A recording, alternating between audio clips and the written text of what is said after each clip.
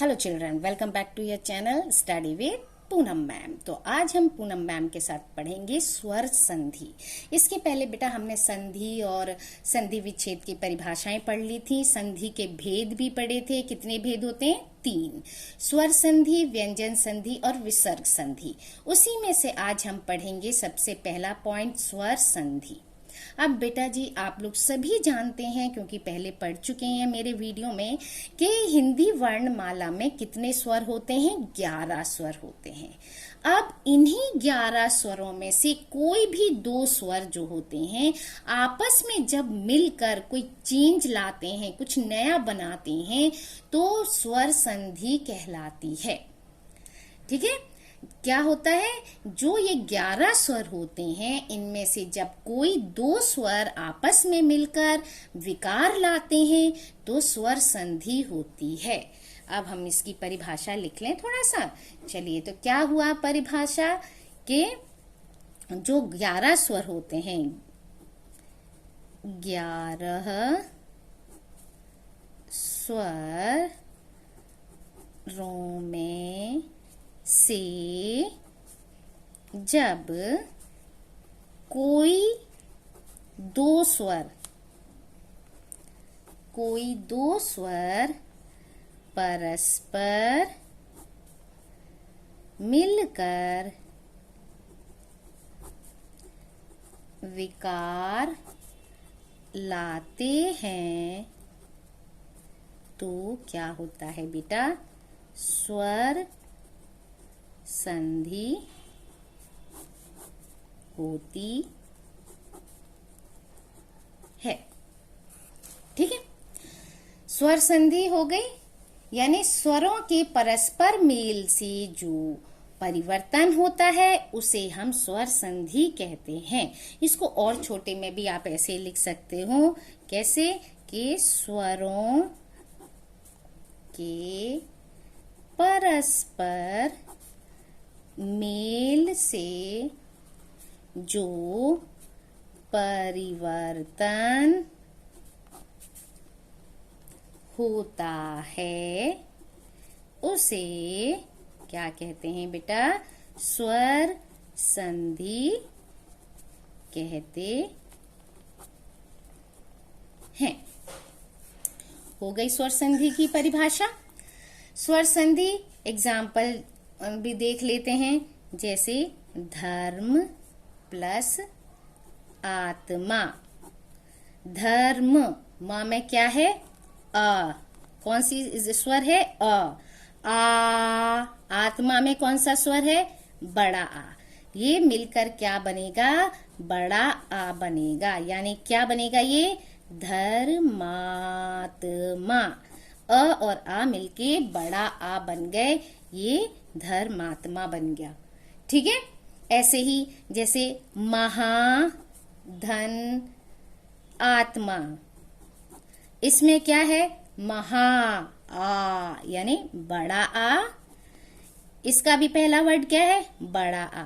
ये दोनों मिलकर क्या बनेंगे? बड़ा आ बनेंगे। कैसे? महात्मा बन गया ये बड़ा आ, महात्मा। इसी तरह से और भी एग्जाम्पल्स हैं। ठीक है? अब स्वर संधि परस्पर मेल से तो बनती है, इसके भी क्या है? 5 भेद हैं बेटा। ठीक है? उनको भी हम अलग अलग तरीके से पढ़ेंगे। 5 भेद। इस स्वर संधि के कितने भेद हैं? स्वर संधि के 5 भेद हैं।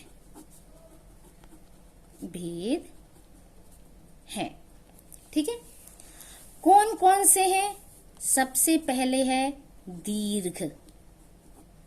ठीक है? दीर्घ स्वर संधि। नंबर 2 है, क्या है? गुण संधि या गुण स्वर संधि। 3rd नंबर पे आती है वृद्धि। 3rd नंबर पे क्या आता है? वृद्धि। वृद्धि संधि। 4th नंबर पे आता है यण संधि। और फिफ्थ नंबर पे आती है अयादि संधि। इस तरह से ये स्वर संधि के 5 भेद हुए। अब हम इस वीडियो में पढ़ेंगे आज दीर्घ संधि के बारे में, ठीक है, क्योंकि मैं सारे एग्जाम्पल्स बताऊंगी कि छोटा आ मिलके क्या बन रहा है, छोटा आ बड़ा आ मिलके क्या बन रहा है, ठीक है, बड़ा आ अगर पहले और पीछे छोटा आ है तो क्या बन रहा है। तो सारे एग्जाम्पल्स बताऊंगी दीर्घ संधि के, ठीक है। अब देखिए दीर्घ संधि। दीर्घ संधि में क्या होता है बेटा, जब ह्रस्व या दीर्घ, ह्रस्व और दीर्घ भी हमने पहले पढ़ चुके हैं, वीडियो में नहीं पढ़ा है बेटा, आप जरूर देखिएगा वीडियो। ह्रस्व और दीर्घ स्वर किन्हें कहते हैं, ये क्या है ह्रस्व या स्वर, ये क्या है दीर्घ स्वर जो 2 मात्रा का टाइम लगाते हैं, ह्रस्व जो 1 मात्रा का टाइम लगता है।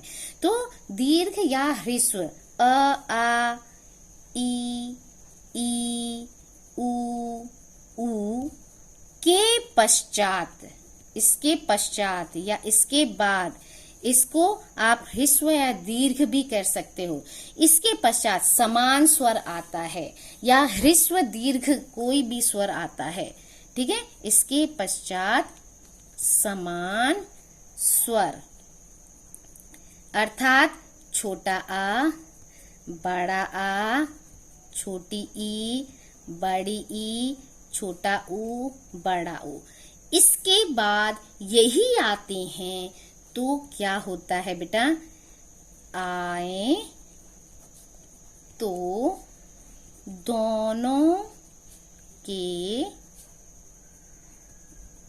मेल से क्या बनेगा, दीर्घ अ, दीर्घ ही बनेगा, दीर्घ यानी कि बड़ा आ हो जाएगा। इसको ब्रैकेट में लिख देती हूँ, मेल से आ बने है तो भी आ होगा, आ है तो भी आ होगा, आ है तो भी आ होगा, आ है तो भी आ होगा। ऐसे ही बड़ी ई बन जाएगा और बड़ा ऊ बन जाते हैं। अब हम इसके एग्जाम्पल्स देख लेते हैं। देखिए अगर छोटा आ और क्या बनता है, छोटा आ मिलता है तो ये बनता है बड़ा आ, ठीक है। छोटा आ मिलता है तो बनता है बड़ा आ। अगर छोटा आ उसके बाद आता है बड़ा आ तो भी बड़ा आ बनेगा। अगर बड़ा आ और क्या आता है, छोटा आ आता है, पहले बड़ा आ गया फिर छोटा आता है तो भी बड़ा आ ही में चेंज होगा। अगर बड़ा आ के साथ बड़ा आ ही आ जाता है तो भी ये बड़ा आ बनता है, ठीक है। छोटी ई प्लस छोटी ई है तो बड़ी ई बन जाएगा, ठीक। अगर बड़ी ई और छोटी ई है तो भी बड़ा ई बनेगा, ठीक है। अगर छोटी ई के साथ बाद में बड़ी ई आई है तो भी बड़ी ई बनेगा। अगर बड़ी ई के साथ बड़ी ई है तो भी बड़ी ई ही बनेगा, ठीक है। अब छोटा ऊ और छोटा ऊ है, ठीक है, क्या बनेगा, बड़ा ऊ बनेगा। अभी क्या है, छोटा ऊ और बड़ा ऊ है तो भी बड़ा ऊ बनेगा। अगर पहले बड़ा ऊ फिर छोटा ऊ है तो भी बड़ा ऊ बनेगा। अगर बड़ा ऊ और बड़ा ऊ है तो बड़ा ऊ ही बनेगा। अब हम इसके एग्जाम्पल्स देख लेते हैं। अब जैसे छोटा आ, इसका देखिए, धर्म प्लस अर्थ, छोटा आ और यहां भी छोटा आ, क्या बना? धर्मार्थ। ठीक है, क्या बना? धर्मार्थ। माँ में बड़ा आ की मात्रा आ गई। एक और देख लेते हैं, जैसे होता है ना भावार्थ, भाव प्लस अर्थ, ये वह क्या है? छोटा आ। ये क्या है? छोटा आ। मिलके भा वा, ये वा और आ मिलके बड़ा आ बन गया भावार्थ।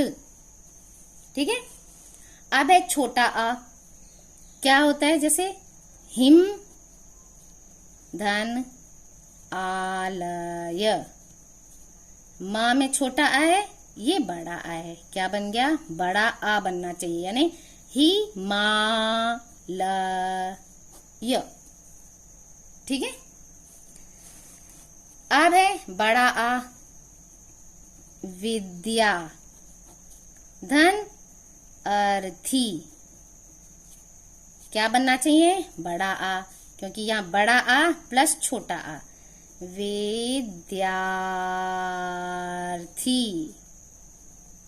ये हो गया। ठीक, अब बड़ा आ यानी विद्या धन आलय, ये देखो, या बड़ा आ मिलके बना तो क्या बनेगा? विद्यालय, बड़ा आ ही बनेगा। ऐसे ई का, छोटी ई कवि प्लस फिर छोटी ई इंद्र, यहां भी छोटी ई, यहां भी छोटी ई, क्या बनेगा? कवींद्र, बड़ी ई बन गया। बड़ी ई की मात्रा लगा दी, क्योंकि मात्रा लगाते हैं। बड़ी ई है, बड़ी ई है आपका, जैसे नदी, बड़ी ई हो गई, नदी प्लस इंद्र, छोटी ई